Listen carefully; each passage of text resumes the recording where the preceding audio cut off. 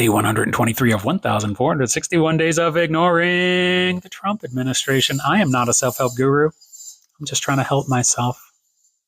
In politics, you either have to get off on helping people or you get off on hurting people. I will explain and you let me know if you disagree in the comments. There's been so much talk about Joe Biden recently because of a book about him and the quote-unquote cover-up regarding his mental acuity during his presidency. I'm not interested in discussing that here on 1,461 Days of Ignoring the Trump Administration, but what I am interested in discussing, as always, is how that relates to the human condition.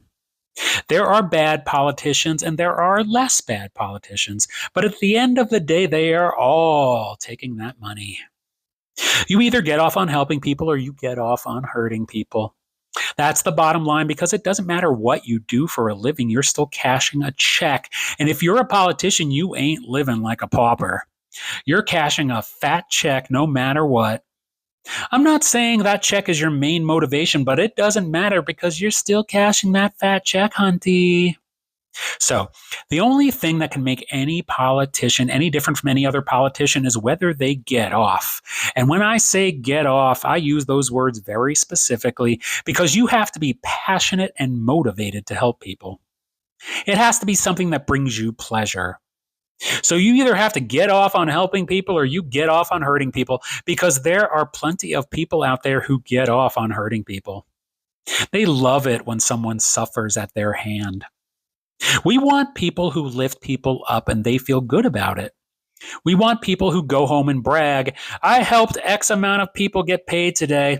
I got paid, so they got paid. They don't get paid, so I get paid more. That is the difference in the politicians we want. We got to scope out who is a piece of shit and who is a piece of heaven. Maybe it's Buttigieg. Maybe it's AOC.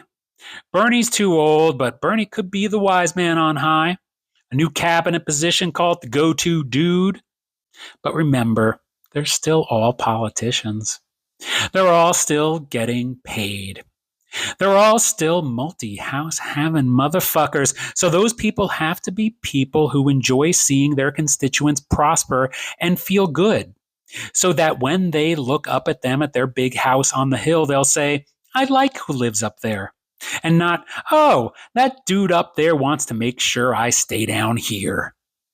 That sounds like the leader of the Trump administration and the Trump administration to me. And when I hear that sound, I ignore the Trump administration.